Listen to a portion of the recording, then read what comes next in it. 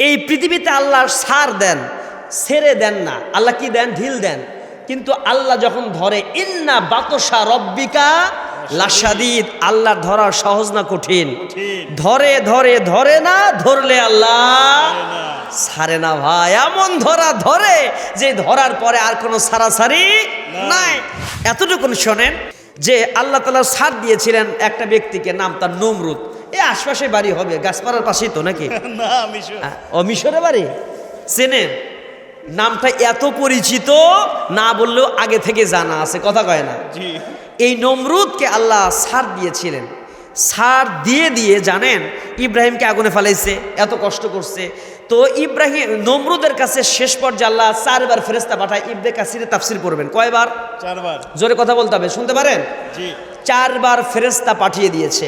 4 বার ফেরেশতা বসে বলে, এই শোন নমরুদ, আল্লাহ তোর কাছে আমাকে পাঠিয়েছে, এখনো সময় আছে, তুই আল্লাহর সাথে লড়তে যাস না, একটু স্যালেন্ডার কর, ইসলামের পথে, ইব্রাহিমের দ্বীনের পথে ফিরে আয়। নমরুদ কি বলছিল জানেন? নমরুদ বলে যে না, আমি তোর কথা শুনবো না। আমি সেমিফাইনাল পর্যন্ত যেহেতু জিতছি, ফাইনাল খেলা খেলেই, কথা বুঝতেছেন, ফাইনাল খেলা আমি খেলবই, এতে যা হবার হবে। আল্লাহ পাঠিয়ে দিলেন ফাইনাল খেলার জন্য। আল্লাহ হাতি, ঘোড়া, ভাল্লুক, চিল, শকুন কিছুই পাঠাইলেন না। ছোট্ট একটা প্রাণী ঝাঁকে ঝাঁকে পাখি চলে আসলো, বলেন তো? মশা এসে কি করলো? ওই নমরুদের বাহিনীদের সব মাংস খায় শেষ, গোস্ত খায় শেষ, খালি কি আছে? হাড় আছে, কথা বুঝতেছেন? জি। এখন এই যে আহ্বান করেছে, ডাক দিয়েছে, তো একটা ল্যাংরা মশা দিয়ে, একটা কথা আছে যে ল্যাংরা মশা দিয়ে নমরুদকে মারছে। কেন ল্যাংরা মশা দিয়ে মারলো? কথা আছে না নাই? সুস্থ মশা থাকলে, থাকার পরে ল্যাংরা মশার এত দাম বাড়লো কেন আল্লাহর কাছে? তার কারণ কি জানেন? ল্যাংরা মশা দেখবেন রাস্তাঘাটে মোটর সাইকেল চালায় অনেকে, বাচ্চা কাচ্চা, কানের মধ্যে ইয়ারফোন দিছে, ওকে ডাকলে ও শুনবে না, ওর মানে লুকিং গ্লাসও নাই, ওর টার্গেটই একটা, সামনে কি থাকুক, যত মোটর সাইকেল থাকুক, প্রাইভেট কার থাকুক, আর মানে যত রকমের ভেহিকলস, যত রকমের যানবাহন থাকুক, ওকে আগায় যেতে হবে, কথা কয় না? এতে টায়ার থাকুক আর যা মানে তার মার ছিঁড়া যায় যাক, ওর তাকানোর কোনো সুযোগ, খালি ধুমবে চেলে ধুম চলছে সামনের দিকে, কথা কয় না? কিছুক্ষণ যাওয়ার পরে দেখবেন যে এমন বাড়ি খাইছে, খাইয়ে একবার চিত পাটাং হয়ে পড়ে গেছে। এখন লোক ওই যে লাশটা আনবে, বেলচা দিয়ে কুড়ায় নিয়ে এসে তারা দাফন করতে হয়, লাশটাও বাপ মাই চিনে না, কথা কয় না কেন? এরকম সিচুয়েশন হয় কি হয় না? তো এটা গেল দুনিয়ার মজা নেওয়ার জন্য ধুমবা চলে, ঠিক না? এইরকম একটা সিচুয়েশন হচ্ছে মশা। আল্লাহ যখন ডাক দিছে, মশা নমরুদকে খতম কর, দৌড় দে। আল্লাহর হুকুমকে ফলো করার জন্য যখন মশাগুলো দৌড় দিয়েছে, মশাগুলো যখন রেস হয়েছে, প্রতিযোগিতা শুরু করে দিয়েছে, সমস্ত মশার আগে ওভারটেক করে, গাড়ি যেমন ওভারটেক করে, সমস্ত মশার আগে ওভারটেক করে সামনে যাবে আল্লাহর হুকুমকে ফলো করে নমরুদকে মারার জন্য, যাওয়ার জন্য যখন অগ্রসর হয়েছে, একটা মশার সঙ্গে আর একটা মশার পা লেগেছে, ধাক্কা ধাক্কি হয়ে একটা মশার পাটা ভেঙে গেছে। ওর নাম ল্যাংরা মশা। মশার পা কি হয়েছে?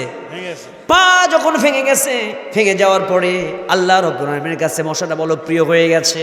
কারণ এত মশাগুলো ছিল, সবার কাছে সবাইকে ওভারটেক করে মশা যখন সামনের দিকে এগিয়ে আসছে, আসার পরে আল্লাহ রাব্বুল আলামিন হুকুম দিলেন, মশারে তোকে দিয়ে আমি নমরুদকে খতম করব, আর কিয়ামত পর্যন্ত তোর নামটা যেন পৃথিবীর মানুষ সম্মানের সাথে উচ্চারণ করে, কারণ তুই এই পৃথিবীর জমিনে আমার হুকুমকে ফলো করার জন্য তুই পরোয়া করিস নাই।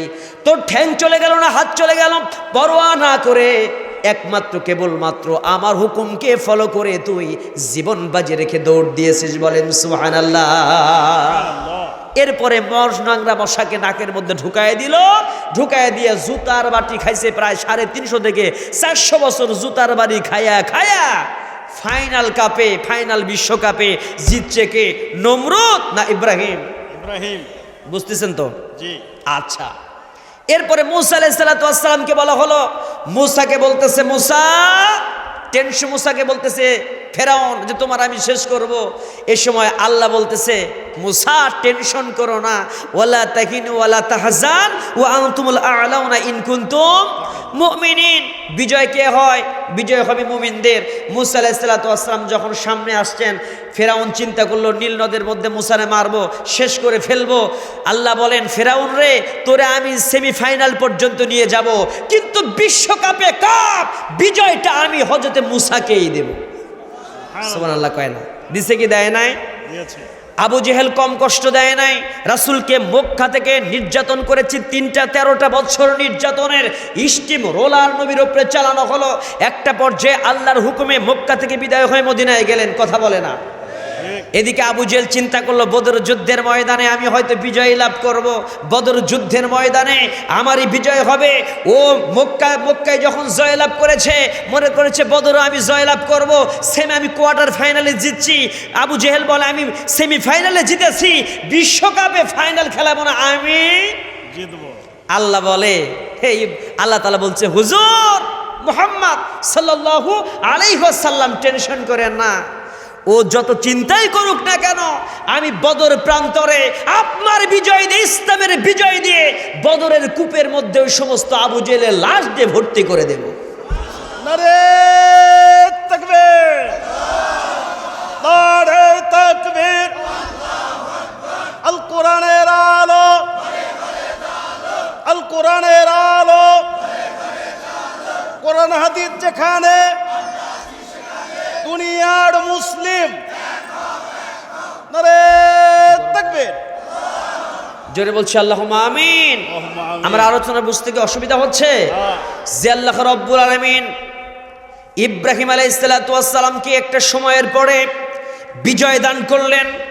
এই পৃথিবীতে জুতার বাড়ি খাওয়ায়া ফেরাউন এই পৃথিবীর জমিনে নমরুদকে শেষ করে দিলেন। আল্লাহ রাব্বুল আলামিন মূসা আলাইহিস সালাতু ওয়াস সালামকে ধৈর্যের পরীক্ষা নেওয়ার পরে এই পৃথিবীতে ফেরাউনকে খতম করে দিয়ে মূসার বিজয় দিয়ে দিলেন। আল্লাহ রাব্বুল আলামিন এই পৃথিবীর জমিনে আবু জেহেলকে নাস্তানাবুদ করে দিয়ে আমার রাসূলের বিজয় দান করলেন। এই পৃথিবীর জমিনে নির্যাতিত মাজলুম মানুষের মাথার উপরে আজও সে আল্লাহ তার শক্তি নিয়ে আজও আগের মতোই আছে না নাই? সেটা যদি থেকে থাকে আমার ভাইয়েরা দ্ব্যর্থহীন কণ্ঠে বলতে চাই, এই পৃথিবীর জমিনে ওই নমরুদের, ওই ফেরাউনের, ওই আবু জেহেলের উত্তরসূরিরা যতই চিন্তা করুক না কেন, ওরা মনে করেছে আমাদের বিজয় হবে, আমরা সেমিফাইনালে জিতেছি, কোয়ার্টারে জিতেছি, আমরা ফাইনাল খেলায় জিতবো। আল্লাহর কসম করে বলি আল্লাহ রাব্বুল আলামিন অবশ্যই মুমিনদের বিজয় দান করবে। ওদের ইব্রাহিম, ওদের এই পৃথিবীতে ফেরাউনের মতো ধ্বংস আসবে। কথা বলেন ঠিক কিনা?